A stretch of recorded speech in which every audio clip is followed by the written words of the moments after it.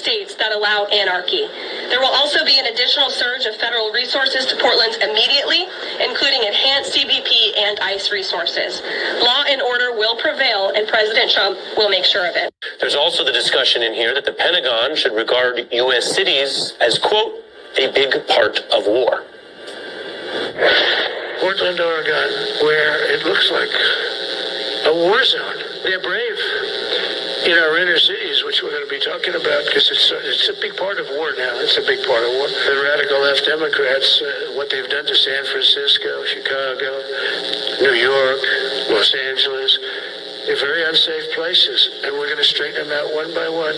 We should use some of these dangerous cities as training grounds for our military, National Guard, but military, because we're going into Chicago very soon.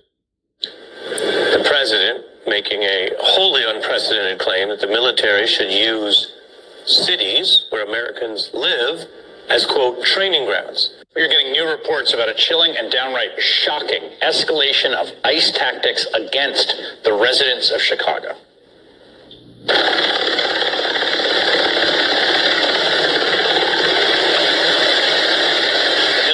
Hundreds of armed federal agents and police, backed up by riot trucks, smoke grenades, and helicopters, breached fences and busted doors in an immigration raid on an entire apartment building on the city's south side. They pulled dozens of residents from their homes and zip ties, including children, some of them without any clothes. They then held some outside for hours and dragged the others into rented vans. It was scary because I've never had a gun put in my face. Neighbors like Ebony Watson says they ducked for cover as they heard several flashbangs go off. They was terrified. The kids was crying. People was screaming.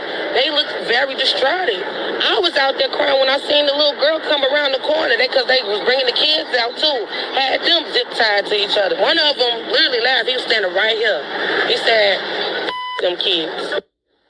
They zip-tied the kids together. ICE put out a statement saying they were pursuing Trinidad gang members, but U.S. citizens living in the building say they were detained too. The cops told them that if they had any unrelated warrants, they wouldn't be going back home.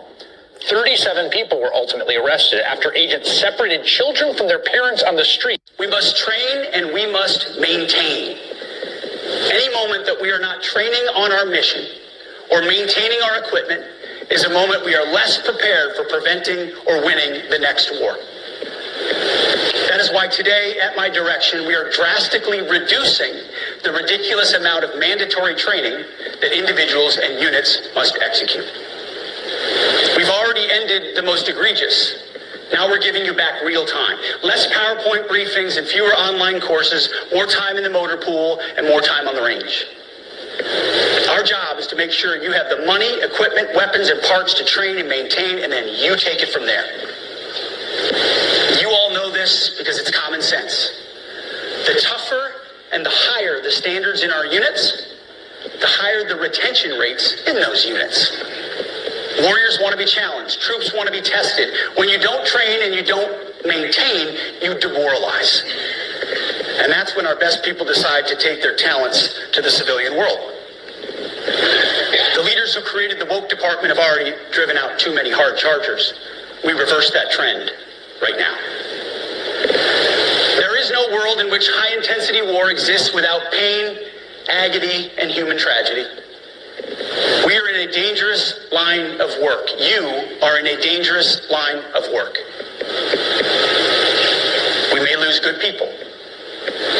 But let no warrior cry out from the grave, if only I had been properly trained. We will not lose warfighters because we failed to train or equip them or resource them. Shame on us if we do. Train like your warriors' lives depend on it.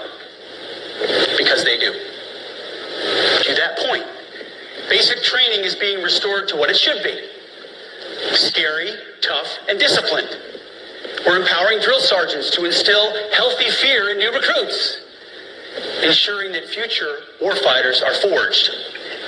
Yes, they can shark attack, they can toss bunks, they can swear, and yes, they can put their hands on recruits. This does not mean they can be reckless or violate the law, but they can use tried and true methods to motivate new recruits. to make them the warriors they need to be.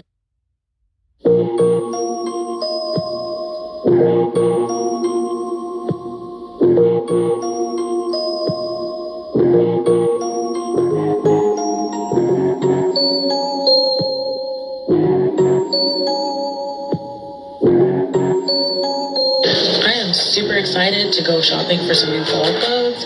I saw that UGG has like some really cute shoes out right now, and I am super excited. I think that they would look better with like some baggy jeans, you know, like the kind that like Taylor Swift and Cardi B wear, and then like maybe a cute little crop top, a crop, you know, sweater or something.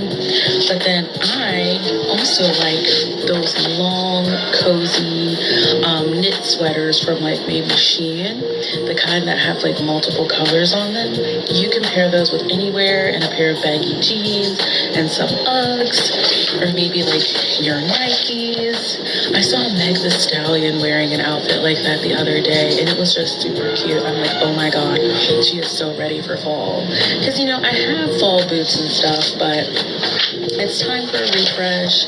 It's time to look for something more trendy. You know, just get with the times. I need to update my wardrobe. So I'm gonna hit up Old Navy, TJ Maxx, Marshalls, maybe Macy's, see what I can find because, you know, it's getting cold out here in these streets.